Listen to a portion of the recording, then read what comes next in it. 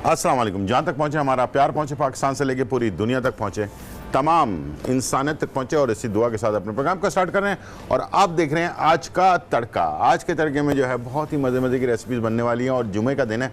बहुत बहुत आपको जुमा मुबारक हो। और आज हम हमेशा की तरह हमारे साथ होते हैं शाह नज़ीर साहब, हर्बलिस्ट शाह नज़ीर साहब से जो है बहुत सारी बातें भी करेंगे, बहुत सारे सवालात आपके हैं वो भी हम जो है शेयर करेंगे। और साथ में पूरे महीने, बल्कि रमज़ान के पूरे महीने और बीच में जितने भी दिन गुजरे हैं, बहुत सारे आपके सवालात जमा हो गए हैं, और उसको हम देखते हुए हमने डिसाइड किया है कि किडनी के मसले पर बहुत ज़्यादा सवालात हैं। क्रेटिनाइन का मसला है, यूरिया का मसला है, इसके साथ प्रोटीन है, और किडनी जो है उसको ख़राब होने की वजूहात क्या हैं, शुगर पेशेंट जो होते हैं उनके साथ प्रॉब्लम्स क्यों हो जाती है, या किन चीज़ों का ख्याल रखना चाहिए जिससे जो है वो अपनी किडनी की यानी कि गुर्दों की हिफाजत कर सकते हैं। पथरी भी हो जाती है, और भी बहुत सारे मसले मसाइल हैं। तो कोशिश करेंगे कि आज के प्रोग्राम में अगर आपके पास कोई सवालात हैं तो वो किडनी से रिलेटेड हों तो ज़्यादा अच्छा है, ताकि हमें इसी बारे में जवाब देते हुए आसानी होगी हमारे लिए, और आपके लिए भी आसानी होगी, और इन चीज़ों के ऊपर फोकस हो सकेगा। इसलिए कि आपके बहुत सारे ऐसे सवालात होते हैं जो दूसरे के काम आते हैं। तो पेन और कागज़ तैयार रखिएगा, जब भी प्रोग्राम देखा करें पेन और कागज़ तैयार रखा करें। इतनी मुफीद मालूमात आपको हम अपनी पूरी टीम हमारी दे रही होती है, और बड़ी मेहनत से हम आप तक ये चीज़ें पहुँचा रहे होते हैं, फ्री ऑफ कॉस्ट पहुँचा रहे होते हैं। और हमारी कोशिश है कि इस प्लेटफॉर्म के ज़रिए हम आप लोगों की जो मदद कर सकते हैं वो कर सकें। और आजकल वैसे ही कोरोना का दौर है, तो अपनी हिफाजत ख़ुद करें। और बहुत सारे लोग जो हैं डर के मारे जो है ना हॉस्पिटल नहीं जा रहे हैं कि कहीं उनको कोरोना में ना शामिल कर दिया जाए। तो इस वजह से बहुत सारे जो शुगर पेशेंट हैं, या हाई ब्लड प्रेशर के लोग हैं, या हार्ट के लोग हैं, उन लोगों के साथ बहुत सारी प्रॉब्लम हो रही है। हम कोशिश करें कि अपने प्रोग्राम के ज़रिए आप लोगों की घर बैठे हेल्प कर सकें।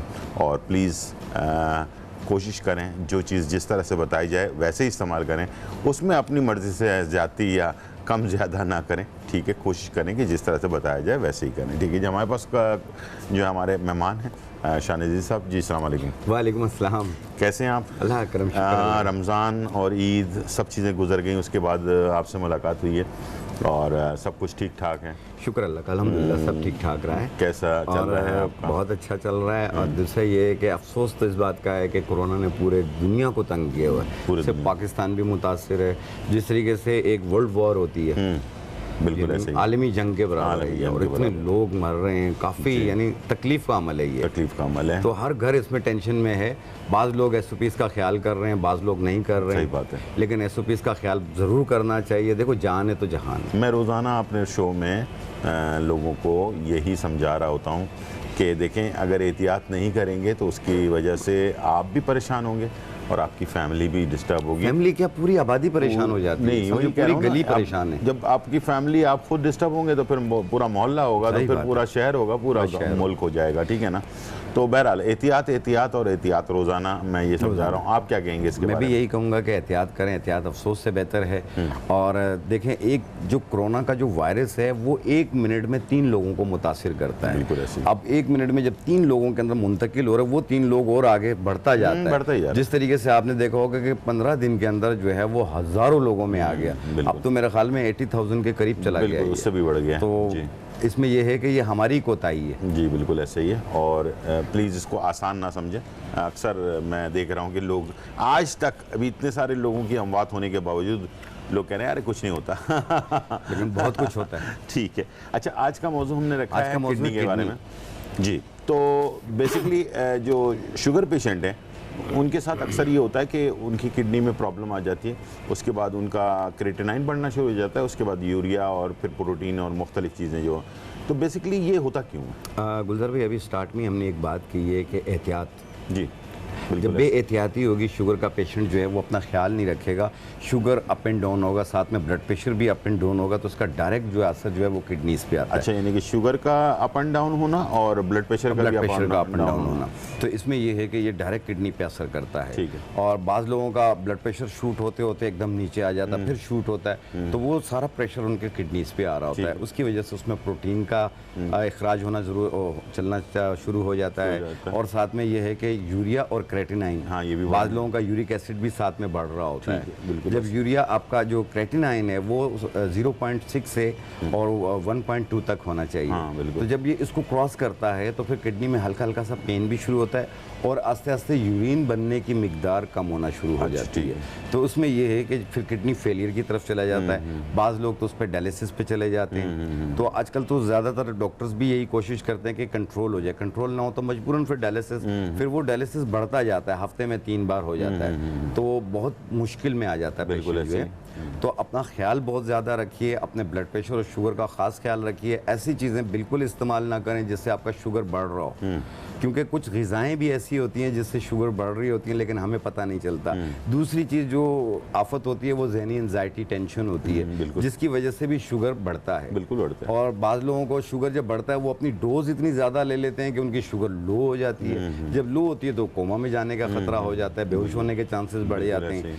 तो ये इन चीज़ों का बहुत ख्याल रखिए। जो डॉक्टर आपको मिकदार बताता है आपका, चाहे वो उसकी टैबलेट्स हों, चाहे वो इंसुलिन के इंजेक्शन हों या आपकी कोई भी मेडिकेशन हो, उसमें तजाविज़ ना करें। बिल्कुल। बाज़ लोग कहते हैं कि मैं ज़्यादा खाऊंगा ज़्यादा फ़ायदा करेगी, ऐसा नहीं होता, वरना डॉक्टर भी आपको कहे कि आप थैलियाँ भर के खाओ। हाँ, सही बात है। और डॉक्टर की बात को मान लें। अगर आपको डॉक्टर कह रहा है कि यार मेडिसिन के बाद अब आप मेडिसिन आपको आपकी शुगर को कवर नहीं कर रहा और उसके बाद आपको इंसुलिन में जाना है, तो लोग समझते हैं कि इंसुलिन शायद मौत की बीमारी है कोई। हालांकि वो दवाओं से बेहतर है। हालांकि ये जो इंसुलिन है, ये जो दवाइयाँ हैं ना, उससे बेहतर है। ये ज़्यादा नुकसान आपके बॉडी को नहीं पहुंचाता जितना कि दवाइयाँ पहुंचाती हैं। तो बाहर मुल्कों में जो है वो जल्दी इंसुलिन के ऊपर शिफ्ट कर दिया जाता है ताकि बॉडी की डैमेज ना हो, कि किडनी डैमेज ना हो, आपके जिगर जो है वो ख़राब ना हो, आपका दिल जो है कमज़ोर ना हो। उसको बचाने के लिए आपको शिफ्ट कर दिया जाता है इंसुलिन की तरफ। लेकिन हमारे पाकिस्तान के अंदर एक कॉन्सेप्ट ये है कि शायद ये जो इंसुलिन है ये जो है ना आखिरी स्टेज है, इसके बाद जो है ना बस मौत की जो है ना खबर आ जाएगी। तो अल्लाह ना करे, अपना ख्याल रखें। और इन्फॉर्मेशन जो है ना वो बहुत ज़रूरी है, एजुकेशन बहुत ज़रूरी है। आप मालूमात करें, पढ़ें। आजकल का वैसे ही इंटरनेट का दौर है, आपको हर चीज़ जो है बहुत आसानी से मिल जाती है पढ़ने के लिए, आपको समझ में आ जाएगी। दवाओं के बारे में मिल जाती है। दवाओं के बारे में मिल जाती है, कितना नुकसानदेह कितने फ़ायदेमंद है, ठीक है ना। तो इस तरह की जो आज हमने किडनी के बारे में बात की। दूसरा कि जो यूरिक एसिड बढ़ जाता है, पथरी जो है बेसिकली होती क्यों है पथरी? देखिए गुलजार भाई, एक तो लोगों को शायद ये समझ में आता है कि शायद पत्थर खाने से पथरी होती है, ऐसा नहीं है जी। देखिए पानी कम पीने की वजह से होती है। बिल्कुल। दूसरी चीज़ ये होती है कि हमारी जो ग़िज़ाओं में इस्तेमाल होता है, कुछ चीज़ें होती हैं जो हज़म हो जाती हैं, कुछ चीज़ें हज़म नहीं होती हैं। और हमारी 2 चीज़ें होती हैं। और एक और चीज़ है, कैल्शियम बढ़ने से भी किडनी में जो है ना वो स्टोन बनता है। और दूसरा जो हम एलोपैथिक की दवाइयाँ जो लोग ज़्यादा इस्तेमाल करते हैं उनसे भी होती है, बॉडी में कैल्शियम की मिकदार ज़्यादा होती है, तो वो किडनीज पे आके असर करती हैं। हमारी बॉडी में जब हम कोई भी चीज़ खाते हैं वो सॉलिड चीज़ एक तरफ चली जाती है, लिक्विड वाली चीज़ दूसरी तरफ चली जाती है, जो कि किडनी से होती हुई जाती हैं। तो उसमें ये है कि जैसे टमाटर हुआ, पालक हुआ, मेथी हुआ, चने की दाल हुई, ये बड़ा गोश्त हुआ, ये चीज़ें, और लोबिया ख़ास तौर पे, बिल्कुल ये चीज़ें ऐसी होती हैं जो कि क्रेटिनाइन और यूरिक एसिड को बढ़ाती हैं। बिल्कुल। तो इसलिए, और इसमें यह है कि बाद लोग छालियाँ बहुत ज़्यादा खा रहे होते हैं और पानी का टेक कम होता है। तो उसमें यह है कि जब रेत बनती है, रेत के बाद जाके पथरी बनना शुरू होती है, यूरिन में इन्फेक्शन होता है, यूरिट्रिक इन्फेक्शन हो जाता है जिसे UTI कहा जाता है। तो ये चीज़ भी जन्म ले लेती है। उसकी वजह से ये है कि सुस्ती, काहली, बेजारी शुरू हो जाती है। पूरे जिस्म में ऐसा दर्द होता है कि जैसे कोई जख्म वाला दाना निकला हुआ है, एक एक हड्डी में, पूरी बॉडी में पेन होता है। यूरिक एसिड आपका जो है वो हद से भी क्रॉस कर जाए तो 6.7 होता है उसकी बॉर्डर लाइन, उसके बाद आपको मेडिकेशन की ज़रूरत पड़ेगी। तो कोशिश करें कि आपका यूरिक एसिड जो है वो 5 पॉइंट से भी नीचे रहे। उसमें यह है कि पानी का टेक ज़्यादा रखें, पालक, मेथी, टमाटर, ये चीज़ों का इस्तेमाल ना करें, लोबिया, चने की दाल ना खाएं, कोशिश करें टिंडे, तुरई, लौकी, शलजम, ये चीज़ें खाएं। बिल्कुल। और जिस तरीके से क्रेटिनाइन बढ़ रहा होता है, इसमें भी गोश्त वाली तमाम चीज़ें बंद कर दी जाती हैं। यही चीज़ें नहीं खाते हैं, टिंडा, तुरई या लौकी, इस टाइप की चीज़ें हमारे यहाँ बिल्कुल ना होने के बराबर है। हालांकि गुलजार भाई इनका जायका बड़ा ज़बरदस्त होता है, लेकिन बस अगर ये लोग खाएं तो आदत नहीं है ना लोगों की, बस वो एक चिकन है हमारी ज़िंदगी के अंदर, और बाकी जो है गोश्त है, मुर्गन चीज़ें हैं, फास्ट फूड है, और इसके अलावा कुछ भी नहीं है। तो प्लीज़ इन चीज़ों का जो हम बता रहे होते हैं पूरी ईमानदारी के साथ, तो प्लीज़ इस चीज़ के ऊपर गौर ज़रूर कीजिएगा। अपने खानों में, अपनी डाइट में चेंजेस लेकर आएंगे तो बहुत फ़ायदा आपको होगा। वापस आते हैं और आपको बताते हैं कि इसका हल क्या है, इसकी मेडिसिन क्या है किडनी के लिए जो है। छोटा सा ब्रेक और फिर वापस आते हैं।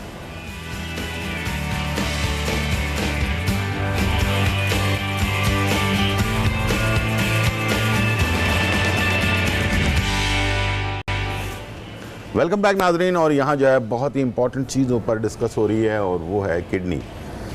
इंसान की बहुत ही इम्पॉर्टेंट ऑर्गन है जिसके ऊपर सारा दारोमदार है बॉडी का, और डायलिसिस की तरफ जो लोग चले जाते हैं उनको बहुत ज़्यादा तकलीफ़ में रहते हैं। और आजकल के दौर में जब कोरोना का दौर है तो इस वक्त डायलिसिस के लिए जाना, हफ्ते में 2 दफ़ा जाना, 3 दफ़ा जाना, बहुत सारे मुश्किलात होती हैं। और इस मुश्किलात से बचने के लिए हमने जैसे आपसे कहा है कि शुगर को मेंटेन करके रखें, ब्लड प्रेशर को मेंटेन करके रखें, तो इंशाल्लाह ये प्रॉब्लम आपको इतनी आसानी से नहीं होगी। और खाने पीने में बहुत ज़्यादा एहतियात करें, शुगर पेशेंट ख़ास तौर पर। और इसके अलावा जो एहतियात है या दवाई है वो हम आपको बताने जा रहे हैं। अच्छा गुलजार भाई, एक चीज़ मैं बताना चाहूँगा कि बाज़ लोगों को विरासत से भी किडनी की प्रॉब्लम्स रहती है। जी बिल्कुल, ऐसे ख़ानदानी तौर पे भी रहती है, ठीक है। तो ज़रूरी नहीं है कि उनको शुगर हो या ना हो, ऐसा भी है। तो देखो, जिनका भी यूरिया और क्रेटिनाइन बढ़ रहा हो, एक बात याद रखिएगा, अपने डॉक्टर का मशवरा जारी रखिएगा। बिल्कुल ऐसे, ठीक है। तो और दूसरा ये है कि जिनका यूरिया और क्रेटिनाइन बढ़ रहा हो, तो उसके लिए सिर्फ 2 चीज़ें मैं आपको बता रहा हूँ। आप इसे घर पे बना लें, और बहुत इजी है इसका इस्तेमाल करना, लेकिन इसकी पहचान ज़रूरी है। जब तक आपको पहचान नहीं होगी, लोग पपीते के बीज पकड़ा देते हैं। हाँ बिल्कुल ऐसे। इसकी शक्ल बिल्कुल पपीते के बीजों की तरह है और काली मिर्च की तरह है। ये है कबाब चीनी। ठीक है, मैं इसे अपने हाथ पे रख के दिखाता हूँ। आप इसे गौर से देखेंगे, इसके पीछे एक डंडी लगी हुई है, दुम है। ये देखें, ये ओरिजिनल होती है। ठीक है, इसको ऐसे ही पकड़ कर रखिएगा। इसको सूंघेंगे तो आपको काली मिर्च की स्मेल आएगी। ये मुख्तलिफ रेसिपीज में भी डलती है, खानों में भी डलती है, कबाब के, ये हम जो कबाब वगैरह बनाते हैं, ये उसमें भी वगैरह कबाब बनाते हैं बकरा ईद के अंदर, तो इसको टेस्ट के लिए डालते हैं इसके अंदर। ये होती है कबाब चीनी, इसके पीछे डंडी होती है, ये 1 नंबर कहलाती है। ठीक है, आपने ऐसी कबाब चीनी लेनी है, तकरीबन थोड़ी सी ज़्यादा ले लें, 50 ग्राम 100 ग्राम लेके बारीक पाउडर बना लें। ठीक है, और ऐसे पाउडर बने। ठीक है, तो आपने लेनी है इसकी एक छोटी चाय वाली चम्मच। ठीक है, छोटी चाय वाली चम्मच ये लेंगे कबाब चीनी। और ये है फटकड़ी। फटकड़ी, हाँ ये फटकड़ी है। ठीक है, ठीक है। ये खाम फटकड़ी कहलाती है, कच्ची होती है। कच्ची होती है। आपने पंसार से या परचून की दुकान से लेंगे, आपने उसको तवे पे रख के खील कर देनी है, बिरिया कर देंगे। खील करेंगे तो ऐसे पाउडर बन जाएगा। ठीक है, ठीक है, ठीक है।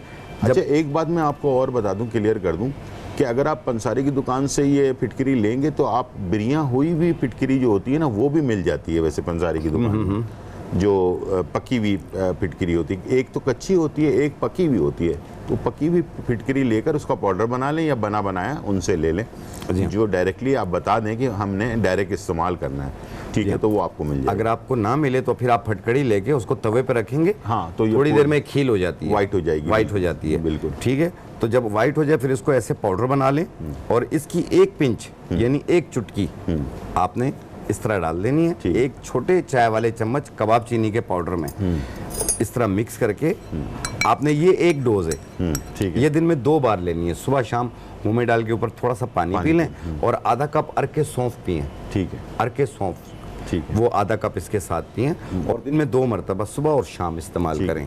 और अपने डॉक्टर का मशवरा जारी रखिएगा। 1 महीने बाद आप अपना क्रेटिनाइन यूरिया टेस्ट कीजिएगा, इंशाल्लाह आपको काफ़ी फ़र्क मिलेगा इससे। लेकिन इलाज जो है, आप परहेज जो है वो इलाज से बेहतर है। बिल्कुल ऐसे। इसमें आपने लोबिया नहीं खाना है, चने की दाल नहीं खानी है, और टमाटर, पालक, मेथी, बड़ा गोश्त, ये चीज़ें नहीं खानी है। ठीक है। पानी का टेक नॉर्मल रखना है आपने।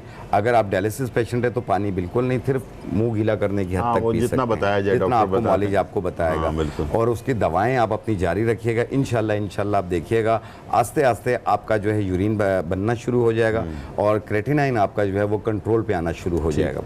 लेकिन मैं इसलिए एक जुमला बार बार कहता हूँ, अपने मौलिज का मशवरा ज़रूर जारी रखिए। ठीक है। अच्छा, ये कबाब चीनी और ये फिटकरी का जो फार्मूला है, ये क्या किडनी की फंक्शन को सही कर देता है? ये किडनी के फंक्शंस को बेहतर करता है, क्रेटिनाइन को कंट्रोल पे लाता है, यूरिया को कंट्रोल पे लेकर आता है, साथ में यूरिक एसिड के लिए भी बहुत अच्छा ये काम करता है ये।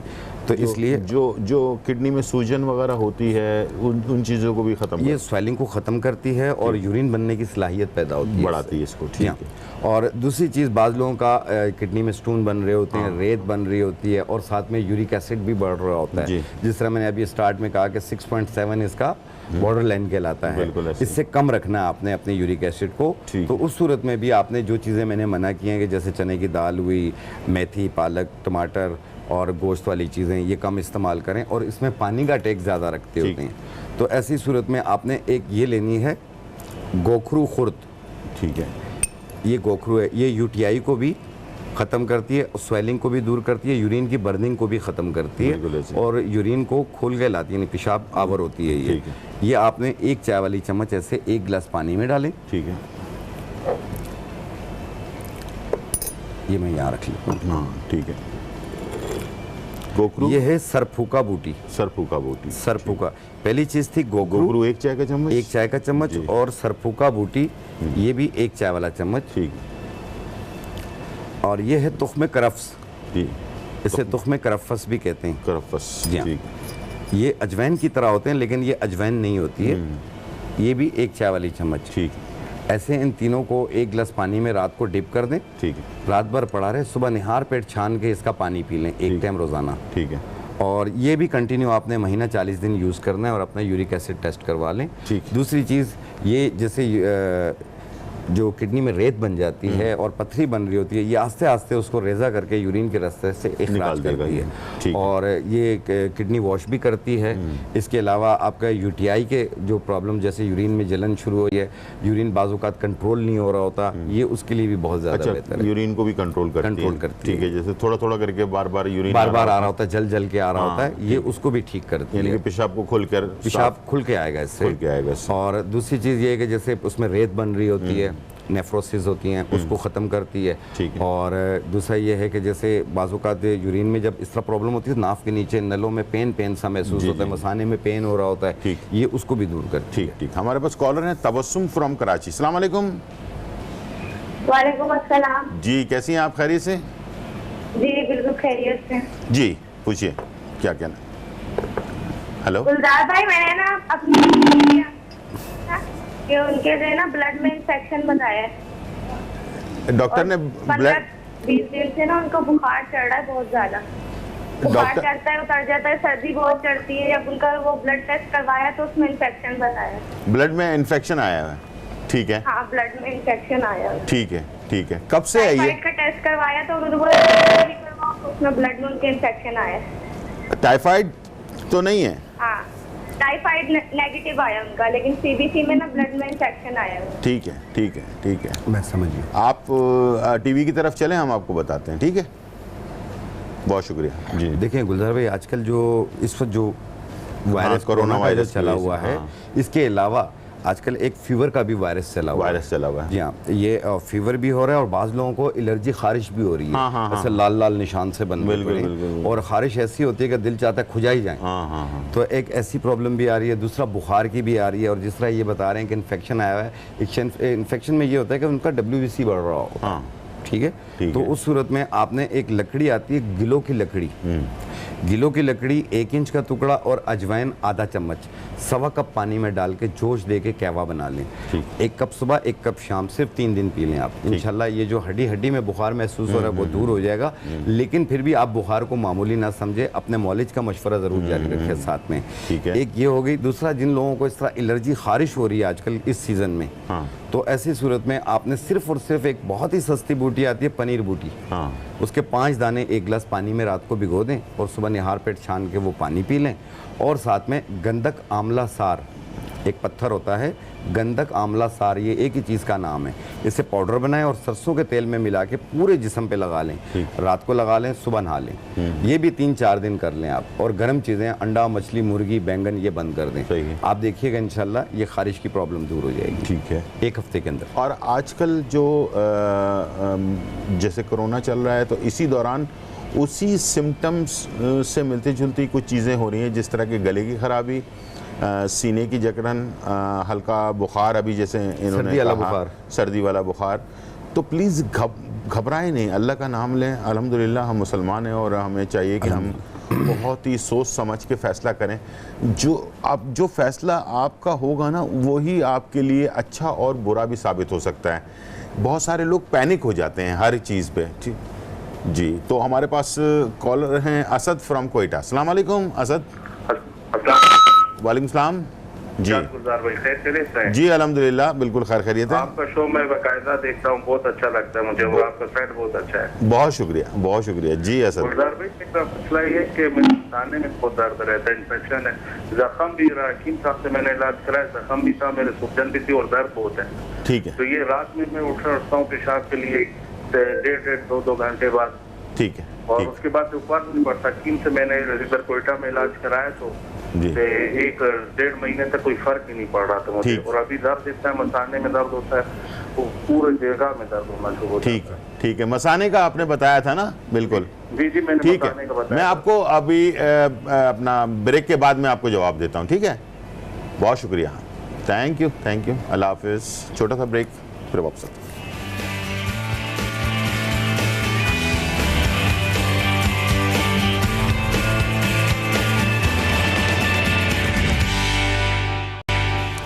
वेलकम बैक नाज़रीन। और यहाँ जो है बहुत ही मज़े की रेसिपी शुरू होने जा रही है, और हम बना रहे हैं आपके लिए कैरामल पुडिंग।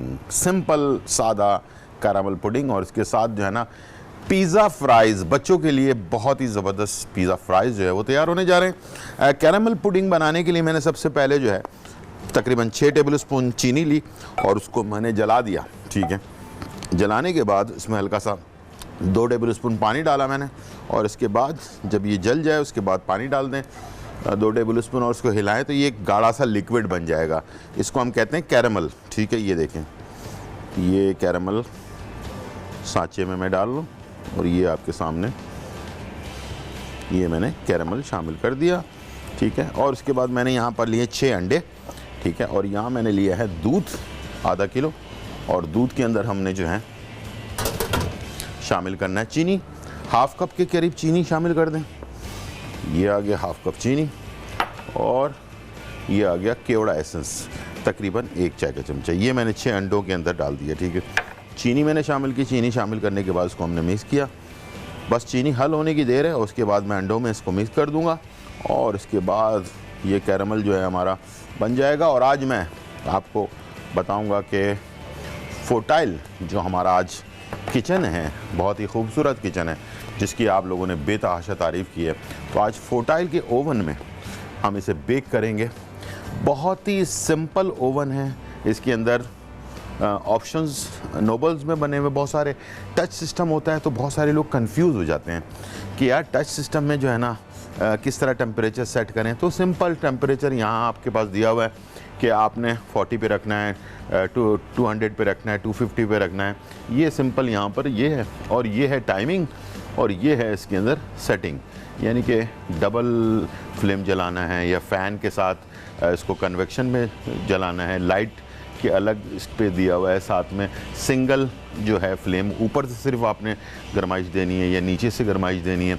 हर चीज़ का सिस्टम इसके अंदर जो है दिया हुआ है। सिंपल आप इसे आराम से अपने आसानी के साथ इसे आप जो है हैंडल कर सकते हैं अपने घर पर। और प्रोफेशनल कुकिंग जो होती है, जो हम चाहते हैं कि बन, बर्गर, जो डबल रोटी, हर चीज़ जो है वो पिज़्ज़ा जो मार्केट के अंदर बनता है, तो वो हम घर पर कैसे तैयार कर सकते हैं। ठीक है, उसके लिए आपको परेशान होने की ज़रूरत नहीं है, और जो है ना मैं आपको सिखाऊंगा और आप सीख जाएंगे आराम से।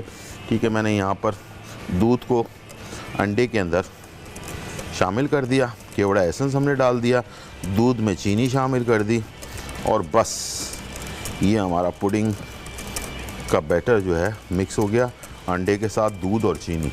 ठीक है, और केवड़ा एसेंस। बस 4 चीज़ें, और ये पुडिंग बनाएं, सस्ता मीठा, घर में बच्चों बड़ों को सबको पसंद आने वाला। और ये मैंने इसमें डाल देना, ठीक है, और इसे आपने बेक होने के लिए रख देना है 200 सेंटीग्रेड पर। पहले से मैंने गरम ओवन किया हुआ है, और ये देख लें, ठीक है, ये अंदर इसके फ़ैन भी चल रहा है, इसको कहते हैं कन्वेक्शन, ताकि गरमाइश जो है ना वो पूरे चारों तरफ एक जैसी गरमाइश रहे, ठीक है। ये ना हो कि गरमाइश ऊपर कम है, नीचे कम है, आगे ज़्यादा है, पीछे कम है। तो इसलिए दोनों तरफ से हमने इसे स्टार्ट किया और दोनों तरफ से इसे हीट देंगे ताकि जल्दी से ये बन सके। और यहाँ मैं जो है ऑयल में फ्राइज़, मैंने जो है आलूओं को तकरीबन 2 मिनट बॉइल्ड किया। बॉइल्ड करने के बाद, फ्रेंच फ्राइज़ बनाने के बाद, इसे मैंने रख दिया डीप फ्रीज़र के अंदर तकरीबन आधे घंटे के लिए, ताकि ठंडा हो जाए। ये ठंडा और ये ऑयल गरम, जब 2 चीज़ें शामिल होंगी तो क्रिस्पी फ्रेंच फ्राइज़ तैयार होंगे। हमारे पास ये क्रिस्पी फ्रेंच फ्राइज़ बनाने के लिए ये मैंने इसमें डाल दिए, ठीक है जी। यानी कि ठंडे ठंडा आलू और गरम गरम ऑयल। तो ये है इसका टेक्निक, ठीक है जी। बॉइल्ड किया 1-2 मिनट के लिए आलू को, और उसके बाद छान कर खुश करके उसे रख दिया डीप फ्रीज़र में ठंडा होने के लिए। उसके बाद वहाँ से आपने निकाला और उसके बाद से आपने डाल दिया ऑयल में, ठीक है, गर्मा गर्म ऑयल के अंदर। ये क्रिस्पी क्रिस्पी से फ्राइज़ बनेंगे। तो पिज़्ज़ा फ्राइज़ हम बनाने जा रहे हैं, बहुत ही मज़ेदार, बहुत ही डिफरेंट टाइप की चीज़ तैयार होगी। इसमें चीज़ भी जाएगा, इसमें जो है ना मसाले भी जाएंगे। और कैसे बनेगा ये बस आपने देखना है और आज के प्रोग्राम में एंजॉय करना है जी। हमारे पास कोयटा के जो हमारे कॉलर थे, उनका जवाब जी। उनको मसाने में पेन होता था और यूरिन जो है वो रुक रुक के आ रहा था, यूं सेम लाइक जैसे प्रोस्टेट ग्लैंड्स के पेशेंट्स के साथ होता है। और शुगर भी है उनको।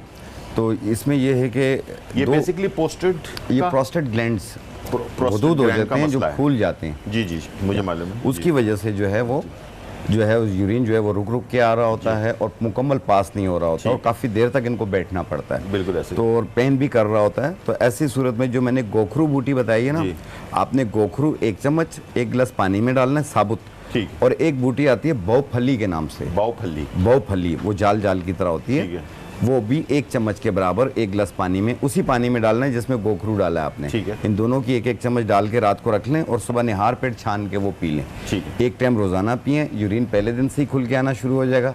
ये कुछ अरसा यूज़ करें, जैसे 20-25 दिन 1 महीना यूज़ कर लें, इंशाल्लाह इससे प्रोस्टेट ग्लैंड्स भी नॉर्मल हो जाएंगे और यूरिन का मसला भी, और जो सूजन है और दर्द हो रहा है वो भी ख़त्म हो जाएगा, ठीक है। और पेशाब भी जो है खुल के आएगा इंशाल्लाह। तो दोनों नाम दोबारा से बता देते हैं जी। गोखरू बूटी 1 चम्मच और बाउफली बूटी 1 चम्मच। ठीक। बाउफली को मुंडेरी बूटी भी कहते हैं, ठीक है। ये दोनों 1-1 चम्मच 1 गिलास पानी में रात को भिगो दें और सुबह निहार पेट छान के वो पानी पी। ठीक है। हमारे पास कॉलर है अजरा फ्रॉम फैसलाबाद। अस्सलाम वालेकुम अजरा। हेलो जी। तो अपना क्या नाम है, 1-2 सवालात भी आए हुए थे जो जी मैंने पूछना था आपसे। एक तो ये कि आजकल जैसे मौसम की चेंजेस की वजह से लोग अक्सर गलती में जो है सीने की जकड़न, सांस लेने में थोड़ी सी प्रॉब्लम जो हो रही है, उसकी वजह से परेशान होकर ये समझते हैं कि कोरोना शोरोना तो नहीं हो गया। तो इसके लिए क्या चीज़ बताएंगे आप? देखें गुलजार भाई, इसमें इस मौसम में जो है आपने जोशानदार टाइप की चीज़ लेनी है, जो कि एंटी बुखार भी हो, एंटी फीवर भी हो, एंटी मलेरिया भी हो, जो बिल्कुल जो इस टाइप की आपने बूटियाँ इस्तेमाल करनी है। तो उस सूरत में आपने लेना खाकसीर बूटी। खाकसीर के बीज होते हैं, बारीक बारीक से होते हैं। खाकसीर आधी चम्मच, गाउजुबान के पत्ते 1 चम्मच और बनफशा के पत्ते 1 चम्मच, इन तीनों को 1.25 कप पानी में डाल के जोश दे के कहवा बना लें। ठीक है। 1 कप सुबह 1 कप शाम पिएं, और टोटल 3 दिन इस्तेमाल कर लें। बलगम, रेशा, सीना जकड़न ये भी दूर होगी, बुखार के अलामात भी दूर हो जाएंगे। और दूसरी चीज़ ये है कि बाज़ लोगों को सर्दी वाला बुखार महसूस हो रहा हो, तो उस सूरत में मैंने स्टार्ट में आपको बताया कि गुलो की लकड़ी और अजवाइन, इसका कहवा बनाकर पिएं। 1 इंच के टुकड़ा ग्लो की लकड़ी और अजवाइन आधी चम्मच, सवा कप पानी में डाल के जोश दे के कहवा बना लें। 1 कप सुबह 1 कप शाम, ये भी 2-3 दिन बुखार हो, हर किस्म का जो मौसमी बुखार हो, हड्डियों का बुखार हो, मलेरिया टाइप का बुखार हो, ये उसके लिए भी बहुत ज़्यादा बेहतर है। बुखार जो थर्मामीटर पे नहीं भी आ रहा हो, ऐसा होता है कि बहुत सारे बुखार होता है जो आपको वैसे थर्मामीटर में तो नहीं आता हो, लेकिन शाम होती है बुखार हो जाता है। कुछ कह रहे? मैमूना फ्रॉम रहीम यार खान, अस्सलाम वालेकुम। हेलो अस्सलाम वालेकुम। जी वालेकुम सलाम। सर मैं मैमूना बात कर रही हूँ खान से। जी मैमूना, कैसी हैं आप? खैरियत से? डॉक्टर ठीक ठाक जी। आपका शो बहुत अच्छा है। बहुत शुक्रिया, बहुत शुक्रिया।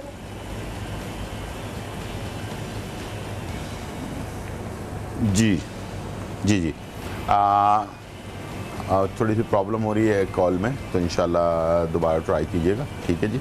और तो हाँ आप जी हाँ, जिस तरह आपने पूछा कि सीना जकड़ जाता है, खांसी, बलगम, रेशा, छींकें शुरू हो जाती हैं, बुखार सी कैफियत होती है, तो ऐसी सूरत में आजकल ना ज़रा सी भी ऐसी चीज़ हो रही है तो लोग डर के जो है ना वो घबराने की ज़रूरत नहीं है। तो इसलिए चलें देखें, बात जिन लोगों को कोरोना हो चुका है, जी अल्लाह पाक से दुआ है कि अल्लाह पाक उनको वैसे ही ठीक कर दे। बिल्कुल। तो उसमें ये है कि 14-15 दिन की तकलीफ होती है, बिल्कुल ठीक हो जाते हैं। अपने डॉक्टर का मशवरा जारी रखें, ठीक है।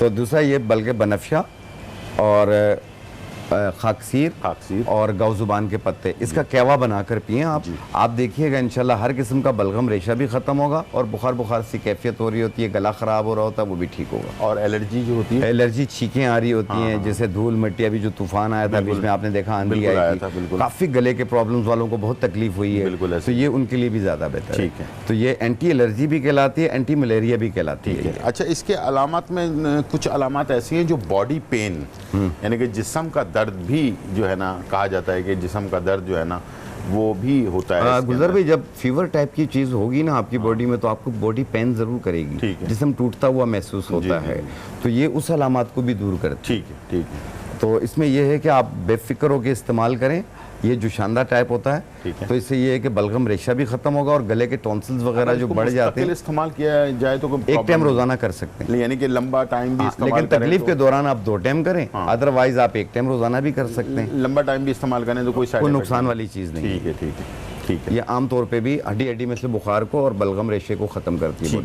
ठीक है। मैदे की खराबी के लिए भी बहुत सारी कॉज थी मेरे पास, तो उसके बारे में भी कुछ बता दें। देखिए, मैदे में बाज़ लोगों को खाना खाने के बाद ना पेट में उफारा हो जाता है, पेट फूल जाता है और आमतौर पे भी गैसेस बहुत महसूस होती हैं, तेज़ाबियत बहुत ज़्यादा फील होती है। तो एक 4-5 जड़ी बूटियाँ हैं, आप इसे घर पे बैठ के बनाएं। करते हैं, हम वापस आने के बाद बता देते हैं। बिल्कुल। ठीक है, तो ब्रेक का टाइम है, ज़रा डिटेल में बता देंगे। मैदे की जो प्रॉब्लम है वो लोग ब्रेक के बाद ज़रूर देखें और पेन और कागज़ तैयार रखें ताकि आप अपने पास लिख सकें। छोटा सा ब्रेक और फिर वापस आते हैं। कैरमल एग पुडिंग, अज्जा, अंडे 6 अदद, दूध आधा किलो, वेनिला एसेंस 1 चाय का चम्मच, चीनी हस्ब ज़रूरत। तरकीब: 6 खाने के चम्मच चीनी को कैरमल बना लें और पुडिंग के सांचे में डाल दें। अब दूध में अंडे हस्ब ज़रूरत, चीनी, वेनिला एसेंस दूध में मिक्स करके सांचे में डालकर स्टीम कर लें या बेक कर लें।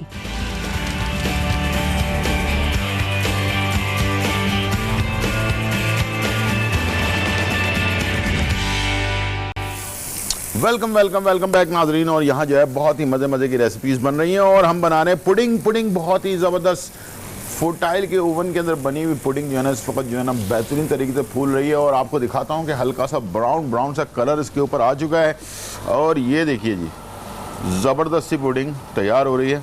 बस थोड़ी देर में मैं इसको निकालूंगा और सर्व कर दूंगा आपके लिए, ठीक है जी। बहुत ही ज़बरदस्त ओवन है, हालांकि दूसरा ओवन होता तो अभी इतनी देर तक जो है ना ये पकने में टाइम लगता, लेकिन ये बहुत ही जल्दी तैयार हो रहा है, ठीक है जी। यहाँ हमारे पास प्याज हमने सॉफ्ट करनी है, सिर्फ बहुत ज़्यादा पकाना नहीं है। और इसमें मैंने शिमला मिर्च जो है वो ऐड कर दी और इसे भी हमने हल्का सा भूना, ठीक है।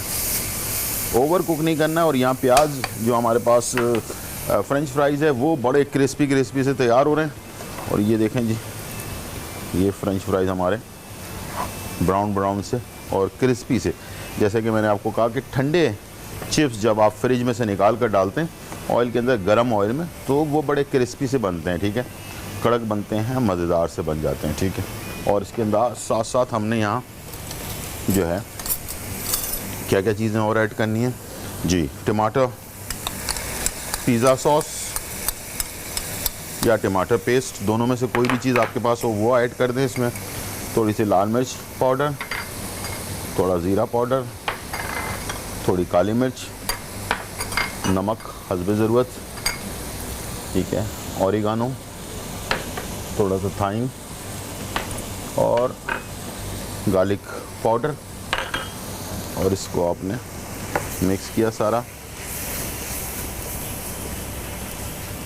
अच्छी तरह से, ठीक है जी। और मिक्स करने के बाद ये हमारा एक बेहतरीन सा मसाला जो है वो तैयार हो गया। और उसके बाद आपने क्या करना है कि इसको चूल्हे से हटा लेना है। हटाने के बाद इसमें आपने शामिल कर देना है मायोनीज़, ठीक है, 1 कप के करीब मायो ऐड कर दिया आपने। और इसके बाद इसको आपने किया मिक्स,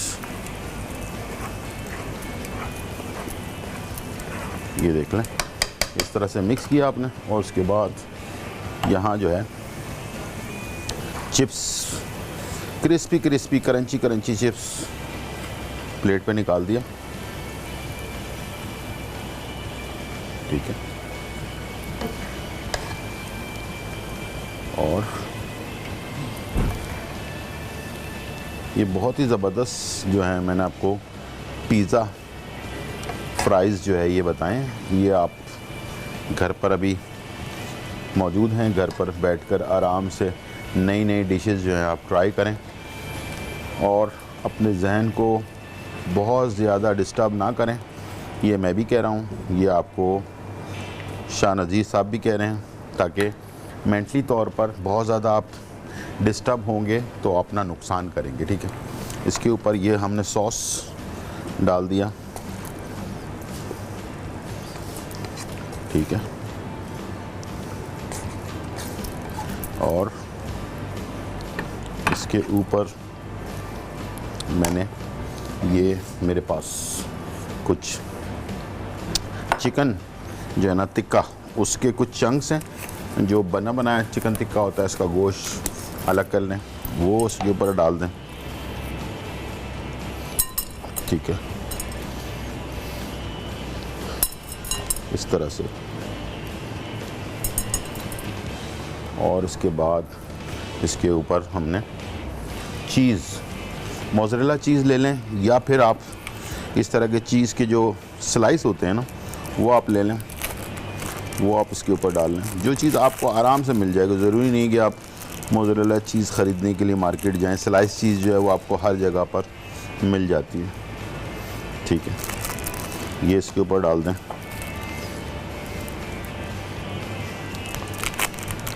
और इसके ऊपर से फिर हम जैतून जो होते हैं, लाल वाले, काले वाले, जो आपको मिल जाते हैं, वो ग्रीन वाले, वो भी आप डाल सकते हैं, ठीक है।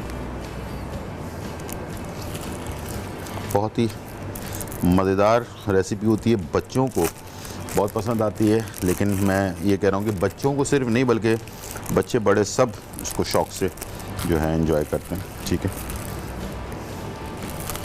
और ये आपने लास्ट वन,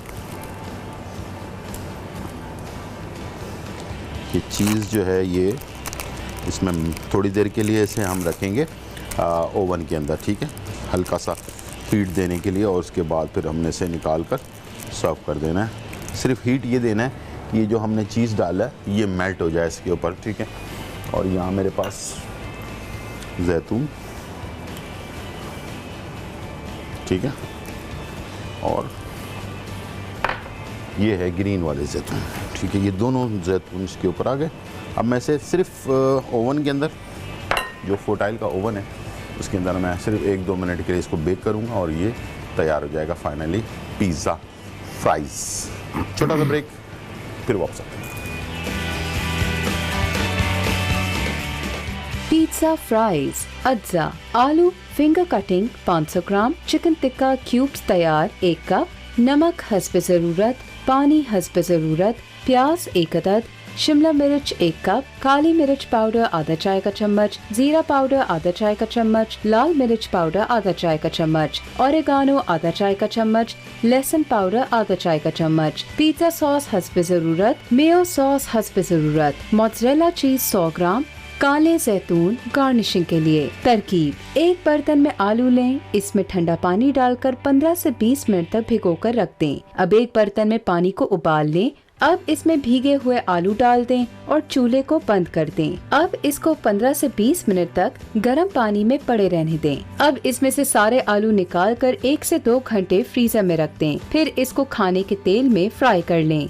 अब एक पैन में खाने का तेल लें, इसमें प्याज, शिमला मिर्च, नमक, काली मिर्च, जीरा, लाल मिर्च, ओरेगानो, लहसुन पाउडर डालकर 1 से 2 मिनट पका लें। एक प्लेट में फ्राई किए हुए आलू के फ्राइज फैला लें। अब इस पर फ्राई की हुई सब्जियां फैला लें। अब इस पर चिकन टिक्का पीसेस रख दें। मेयो सॉस, पिज्जा सॉस, जैतून, ओरेगानो डालें। अब इस पर मोज़रेला चीज डालकर 1 मिनट के लिए माइक्रोवेव कर लें। मजेदार पिज्जा फ्राइज तैयार हैं।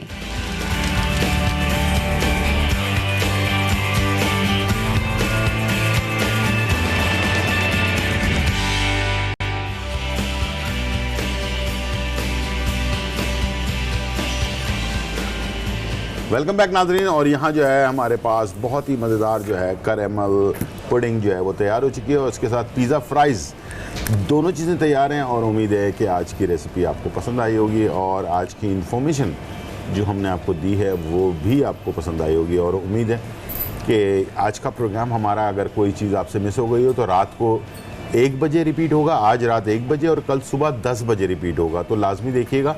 और कोई भी चीज़ आपसे मिस हो गई हो तो आप मुझसे दोबारा सवालात पूछ सकते हैं और मैं इंशाल्लाह कोशिश करूँगा कि जो भी रेमेडी है उसके बारे में मैं आपको बता सकूँ मंडे से। और बाकी जो आपके सवालात हैं वो आप पूरे हफ्ते हमें बता रहे होते हैं, तो वो सारे सवालात हम नोट करते हैं और इंशाल्लाह अगले हफ्ते फ्राइडे को हम जो है ना वेट के बारे में, वज़न कम करने के बारे में इंशाल्लाह हम डिस्कस करेंगे। टाइम हो गया है, खुदा हाफ़िज़ करने का। बहुत बहुत शुक्रिया सर, आप आए और बहुत अच्छा लगा। और इंशाल्लाह फिर मुलाकात होगी। जब तक के लिए इजाज़त, अल्लाह हाफ़िज़, बाय बाय एंड चाओ।